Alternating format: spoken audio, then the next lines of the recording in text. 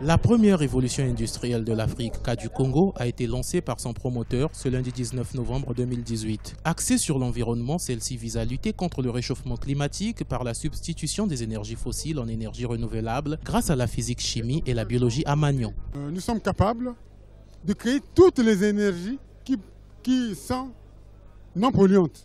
Toutes les énergies renouvelables, nous les créons au laboratoire pour réellement préserver l'environnement. Donc nous invitons tous les Africains à se joindre à nous pour que nous travaillions et que nous ne soyons pas comme des morts-nés, comme on y pense.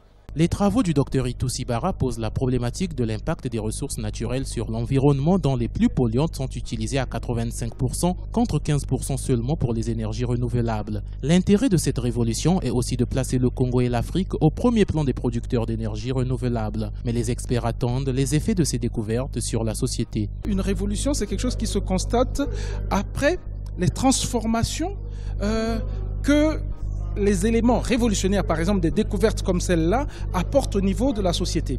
Et dans le cas présent, pour le moment, nous n'avons pas les effets de cette recherche sur la société. Non seulement nous apprenons des théories anciennes, mais ces théories nouvelles aussi nous permettent de mieux cadrer notre avenir. Cela fait partie de nos priorités pour nous les étudiants, de participer. Le docteur Itou Sibara produit déjà le pétrole renouvelable dit à Magnon dans la cour de son académie. Il ambitionne de faire du continent africain et du Congo en particulier la plus grande réserve du pétrole et des minerais renouvelables.